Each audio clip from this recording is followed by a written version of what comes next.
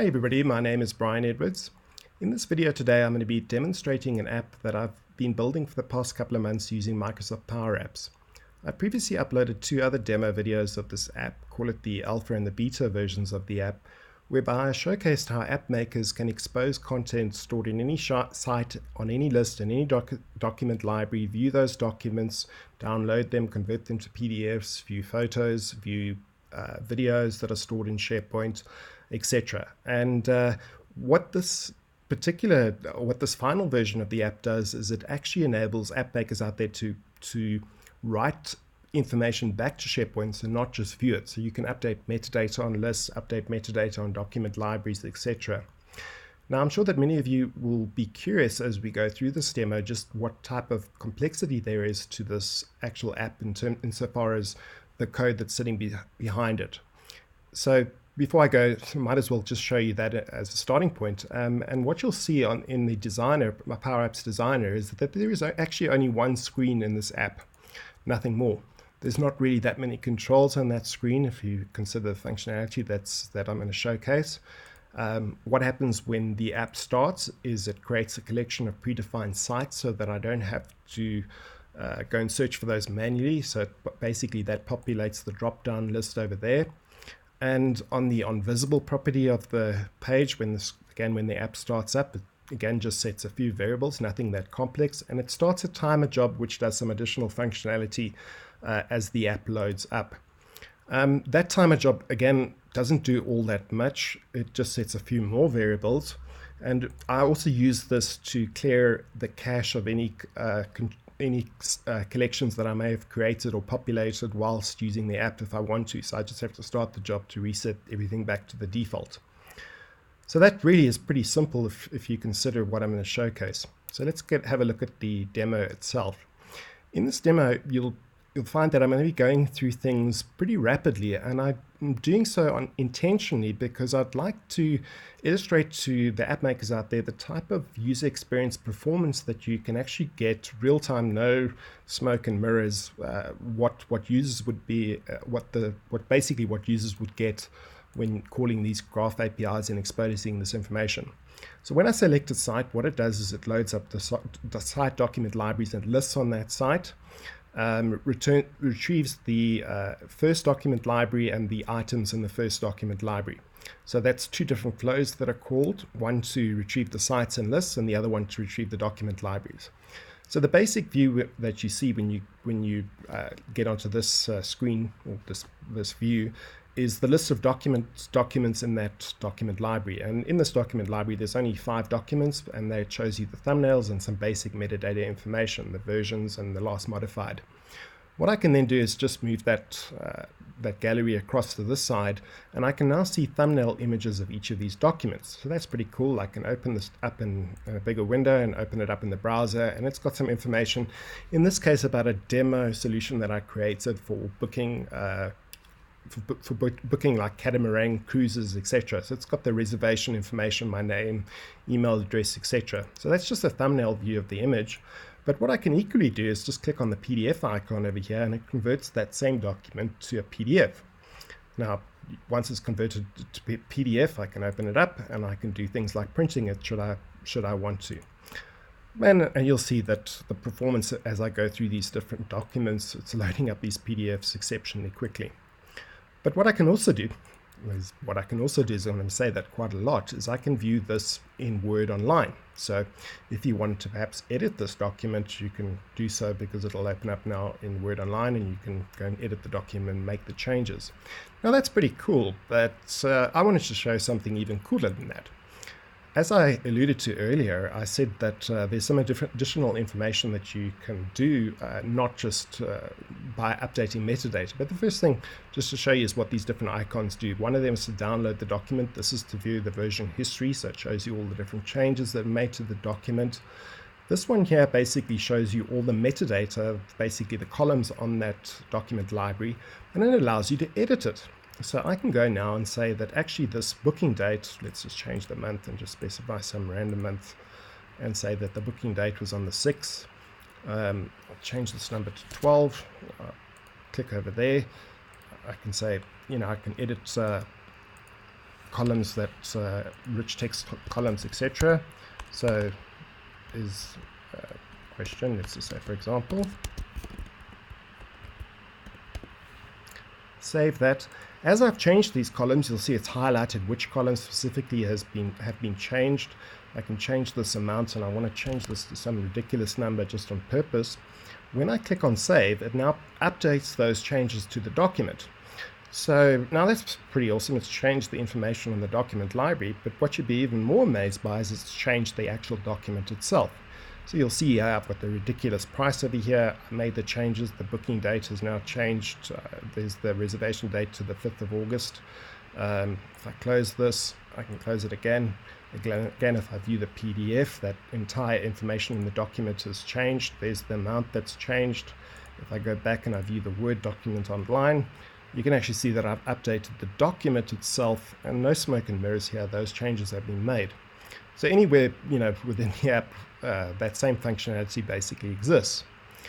So if we just go across over here and let's click on lists and see what we can do with lists. Over here again, I've got a booking inquiry list, and what it does is it loads the schema in the background. So that enables me to actually determine the type of field that is being displayed. So again, when I click on edit information, it knows that this is a date time field, it knows this is an email field, etc., which fields are what type of fields, if they, and again, this is pretty cool stuff. So again, if I make some changes and just, whatever, make those changes, and this is like I said, this is a list, same functionality.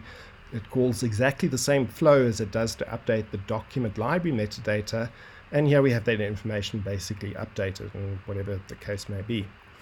So again, pretty awesome. I can see the version history. You'll see when I click on the version history that time has now changed for version 1. I'm pretty amazed that it's ahead of time. It says that it's 11 p.m. tonight, and in actual fact it's 4 p.m.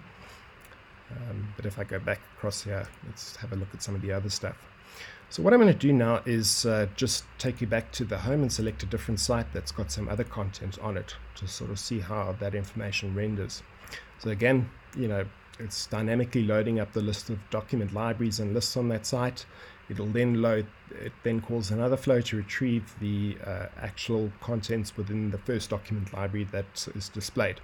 So you don't have to manually do that. So what it does now is it retrieves up to 250 documents in this library. That is a number that is completely customizable by app makers, and you can set it to anything up to 5,000, which essentially allows you to override the Power Apps limit of 2,000 and specify whatever any number higher than that.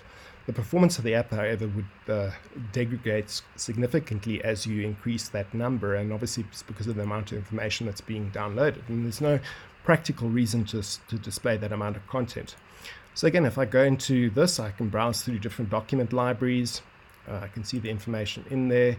If I just click on if I look at this training materials documents, again, this has got 8,300 different items in that document, 692 meg. If I just expose this, let's just take you through some of the things. If I click on this library over here, for example, it's got PNG images in here, and you'll see in total there's about, I can't recall exactly, you'll see now in this library when it loads up. So there's actually 878 items in this library, but we're just viewing the first 250. The flow automatically handles paging as well. So I can go and click on the next one, and what it does is it retrieves the next batch of 250 items. So again, all handled automatic for you. No need to put in your own code to handle that type of information. As I select each of these images, it should actually display the actual icons, so I can scroll through this, responsibly displaying those icons. Click on a different one over here. All this stuff is happening on the fly. If I want to edit the metadata for this, for example, I could go and change the file name, and I could give this some other number. Just let's call it Ryan, and the title if I wanted to. If I save that, you'll see that there is now going to be an item in this gallery with the name of Brian. So it we'll sort that information, we'll find it. You just have to go into that, through that. All this information also gets cached as it gets loaded, so it becomes even more responsive as you work through it. So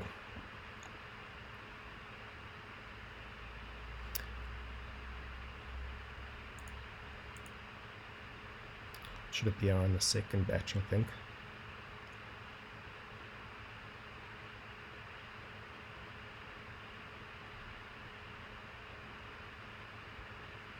So somewhere here there will be an item. But now I can actually take this a step further and say, okay, well, I can't find that item. Well, how about doing a search? Now, so let's see. What this enables you to do is actually specify an OData query, and I can maybe perhaps go and choose a different field and say, well, actually what I want to do is filter, and I add that in it, and I select that, and it populates the OData query, and I can say, well, I know that there's an item in this list that starts with B, so if I click on that, it'll actually filter that. It's now going to load up the, but anyway, that type of thing is all possible. What we can also do with this is change the list view threshold to any number, like I said. So any number between, so even if I set it to 2,500, in that particular folder there were 878. So you'll see what it now does is it should load up the document library. Yeah, I'll have to just go back in there.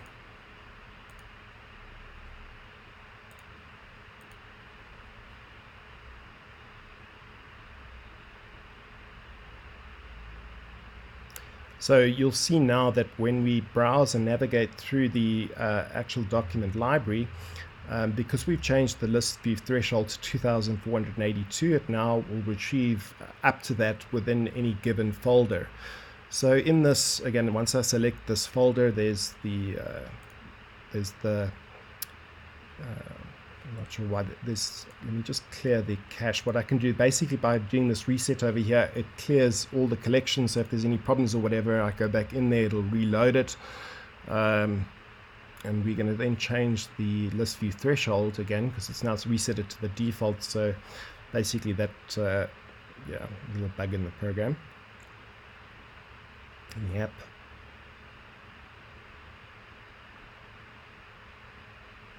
So now it's reset the threshold to 250. I'm going to change that again because hopefully it'll work this time. So 2,478 should retrieve those.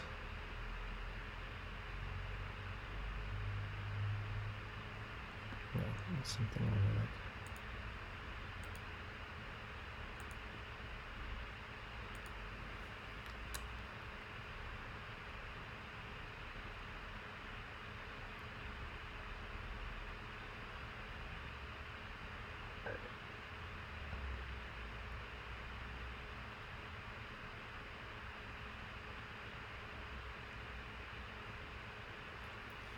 So having a look over here.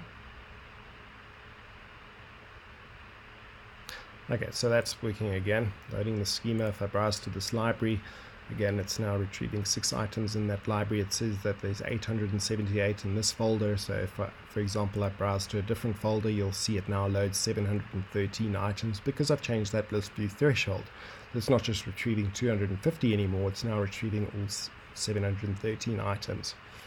So again, like I said, the performance obviously degrades as you increase that limit, and given that you have automatic paging, you don't necessarily really, there's no practical reason to set it to a substantially high number.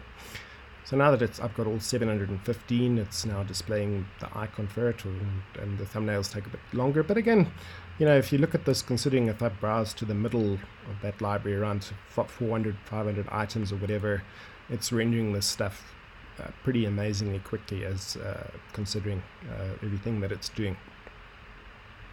So this should load up that image shortly. It's obviously doing some other background processing. So there you see, as we change through it and we click on a different icon, it displays that different thumbnail, the actual icon. Let's just go back and set, let's go look at it, at some other information in this library. So I wanted to show as well that that for example in the documents library we have a number of different types of documents. We've got PDF documents. So you'll see if I click on that, it will then display the thumbnail image of that document. I can click on that, I can view the actual PDF documents. So people always, a lot of app makers out there saying, well, we have issues viewing PDF documents using the standard PDF viewer. This is a very big file. It's a 30 meg file or 25 meg file. I have a 10 meg connection. So again, that's illustrative of the performance in terms of how long it takes to render a document of that size within the PDF reader. So it takes a little bit of time, but again, you'll see that given the fact that it's a 25 meg file, it doesn't take all that long. There we go, it's done. So now I've got that complete file that's got 60 pages with lots of different images. And again, I can do that with any of these other documents. So far smaller documents will load exceptionally quicker. Open that up if I want to download it. It's downloaded to my browser. I can again open that up and do whatever I want with it. There are also things like Word documents that do the same type of thing because I've got the PDF selected over there. It displays it as a PDF. If we look at, there's an HTML file converted to PDF, and hopefully it should display. There we go, so it's 10 pages of the PDF. If I view this, I can see the actual HTML and click on that and open it up. What other types of documents have we got here? Yeah, pretty much anything. So again, I've got a presentations folder over there, which has got some PowerPoint documents. Same thing. Each of these documents are viewed dynamically. Click on that, so it opens it up, converts it to a PDF. Pretty awesome stuff over there going, and again, view it up. It'll open it up in the Power Apps and edit it in Office 365. So this stuff is all happening. It's real time, no smoke and mirrors. Changing lists, it'll show that information that is displaying over there. And if I take it a step further, just to give you another kind of example that there's no smoke and mirrors that's appearing over here, I can take this site. I'm going to create a completely new list, and I'm going to show that how that list is dynamically rendered as quickly as you like. So let's give it a name. We'll call it ABC. Create. I'm going to create the different columns, and you'll see how the app then in turn renders that information depending on the type of column that was created. So I go into list settings, and we'll add a few columns. Create a column called my date. Choose it as a date time field, and we'll just take the defaults, say OK. Let's create another column. We'll create a choices column, for example, so you'll see choices being displayed, choices test. We'll specify choices. I think I've got some predefined choices over here.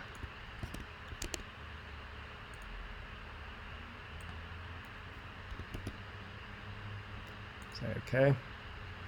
See what other types of columns we can create. Let's do a yes, no test. 1, 2, 3.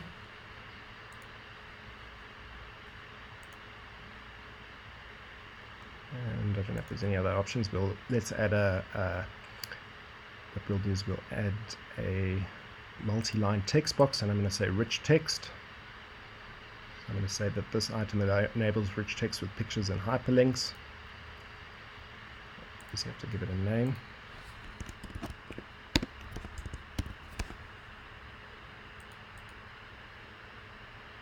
Now what I'm also going to demonstrate is that if I change the ordering of these columns, it also changes the ordering.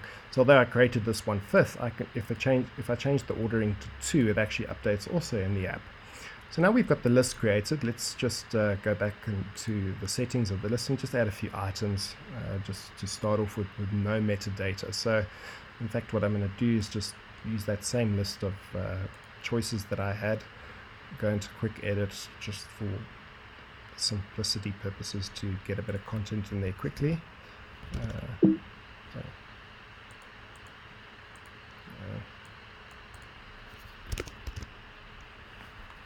Let's just call it soccer.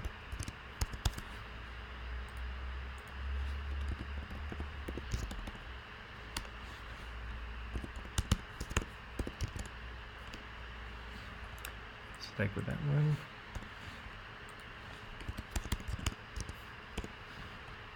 So now I haven't put any values there. There's a couple of default values that have been set. I think this is enough. And the point is that that information is now populated, and you can see it in the list there. So now, is that information available in the app? So in order to do that, I just have to clear the cache again, because it's pre-cached everything. So I go back into the marketing site that I had over there, and it will again retrieve the list of document libraries and lists. And you'll see that all that metadata information, that the columns that I created, including the order of those columns that I specified, is now going to be displayed in the app, and I'm going to be able to edit that information within the app as well. It gets the stuff from the documents library. We'll just navigate back to the list. So you'll see if I click on the lists over here, you'll see that it's got that ABC list just as we expected, and it's got the metadata. So it's got all the different items that I created. If I go click across over there, you'll see that information is populated. Let's take the third one, for example, volleyball. And okay, so we said we wanted to see some rich text capabilities. So let's choose a heading and say wow.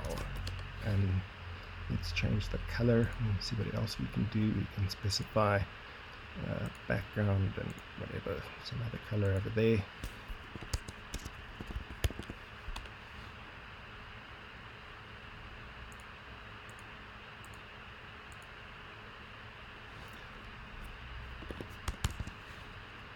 So again, you can see that this is all enabled very quickly. It's displaying over there. I specify there's my list of choices that I had available. There should basically, there's my test date. I can go and choose some random date in the future, and I can uncheck that, for example, click save, and as quickly as that information is updated. And if we click on, it's displaying the ABC list again. Let's just go in there. And if we click on the volleyball there we go, it's displaying over there. Just to illustrate a point, if I refresh the list in SharePoint Online, actually the list is already updated. You can go and see, and if I click on information and edit all, exactly the same information has already been updated back into SharePoint. So I think that's pretty awesome. Going back here, again, I have another library over here with some multimedia content, including photos as well as videos. So if I go into this, what it does by default is that it doesn't display system or hidden lists and libraries. But I can change that again on the fly so that it does, because the site contents list, for example, is a system list and doesn't automatically display. So what I can do is, again, through my little hamburger menu over here, I can tell it to go and retrieve the system lists as well. So over here, show hidden and system libraries and lists. I click on that. If I go across into a subsite that I've created and navigate into that, which has got a lot of content in it, it retrieves the document libraries and lists, but it's now also going to show the site assets library. So there it is. And I've got a videos library as well. So it should retrieve, it's busy retrieving the first list of items, however many that was in the site assets library. Don't know what that error was about, but anyway. Now again, these are substantially big files that are being displayed. This one is a 20 meg file, and as quickly as it's being displayed, it shows the date the photo was taken. I really can zoom into a lot of detail on that. If I close this, fetch the next batch of 250, and you'll see that this is sorting it by descending by size. So you'll see the high quality images displayed first that are anything up to 30 meg that I've got in this particular library. There's over 10,000 items in this library, so this is a 13 meg file, and as quickly as this, it's displaying that level of detail, and that's really outstanding, amazing stuff. And you can again see by having this, by using the batching, the performance is exceptionally faster to do it this way. Whatever that image, whenever that was taken, will display, and it pops up quite quickly in terms of displaying the thumbnail of that image. And again, the quality of that is awesome stuff. So I close that, and that's in terms of photos. It's all kind of handles that as well. But now I'll also show you that videos that are stored in SharePoint, again, things that users have, app makers have been asking for in terms of the capability to use the standard video controller to render videos that have been uploaded to document library. So I click on videos over there. What I can do is, for example, use something I've downloaded from the Power Apps community site, the Rise of the Citizen Developer. So I can play that in the app. You can hear the volume displayed. I can change the volume. Advisory team for Power Apps, Flow, and the Common Data Service. Again, you can see this is playing real time. I can make this bigger. I can scroll through the video as quickly as I'm going through here. It'll go and navigate to that portion of the video. So my original status that I have for I can hide the icons so that you see it, whatever, but pause, stop, pause. Let's choose another one. Again, these are 117 meg files that are being displayed. I've clicked on that. It'll load up that video and start playing it. If it doesn't. Hi everybody, my name's Clay Wesner. Oh, there we go. There, you can see with, it's pretty awesome. Really dynamic things that you really didn't think was possible. Layout-based page that you can use. What appropriate page to load up. So basically, we'll start talk doing about things responsive. Like reflow, responsiveness, and constraints. Those types of. And this is again got a whole bunch of other different libraries in here. Again, I can edit things like the change the name as quickly as that. I can view the version history. There's two different versions of this for some reason, but if I click on that, it shows those two different versions. Hi everybody. And again, I can click on other videos that I may have created and uploaded and populated. So this is an MP3. If I just play it, whatever that said.